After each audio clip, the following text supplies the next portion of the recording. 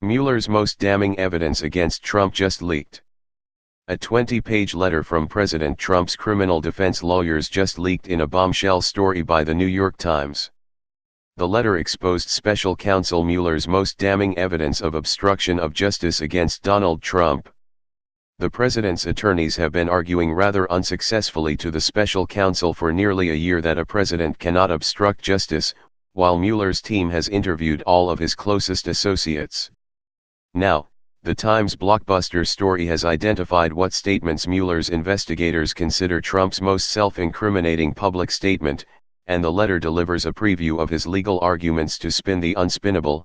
Mr. Trump's lawyers also try to untangle another potential piece of evidence in the obstruction investigation, his assertion, during an interview with Lester Holt of NBC 2 days after Mr. Comey was fired, that he was thinking while he weighed the dismissal that this Russia thing had no validity.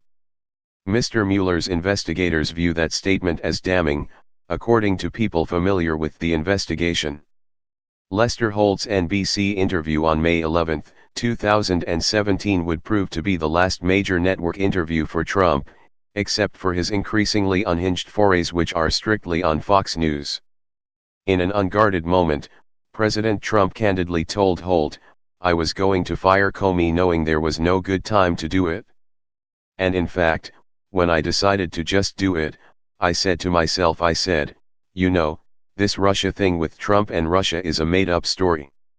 Criminal defense lawyer John Dowd, who dramatically departed Trump's legal team when the president ignored his advice, argues in the leaked letter to Mueller that Trump's feeble attempts at recovery during the Holt interview are sufficient to clear him.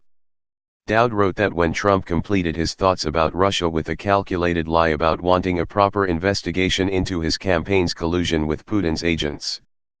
"But even that lie betrays, as far as I'm concerned, I want that thing, the Russia investigation, to be absolutely done properly. When I did this now, I said I probably maybe will confuse people. Maybe I'll expand that, I'll lengthen the time because it should be over with. It should, in my opinion, should have been over with a long time ago because it is an excuse. But I said to myself I might even lengthen out the investigation. The federal obstruction of justice statute makes it a crime to attempt to impede an investigation, in other words, to make it last longer than it should, for some corrupt purpose.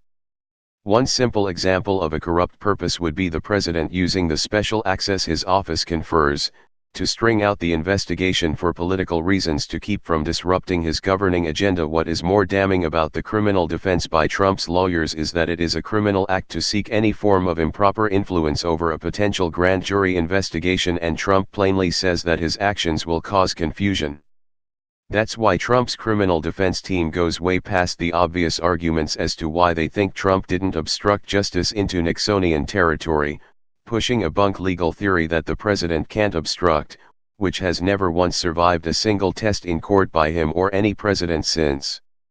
While the president complained about his attorney's letter leaking, the most likely source of the leak was his own current legal team, seeking to take their case to the court of public opinion, since they're not prepared for a real courtroom under the leadership of Rudy Giuliani.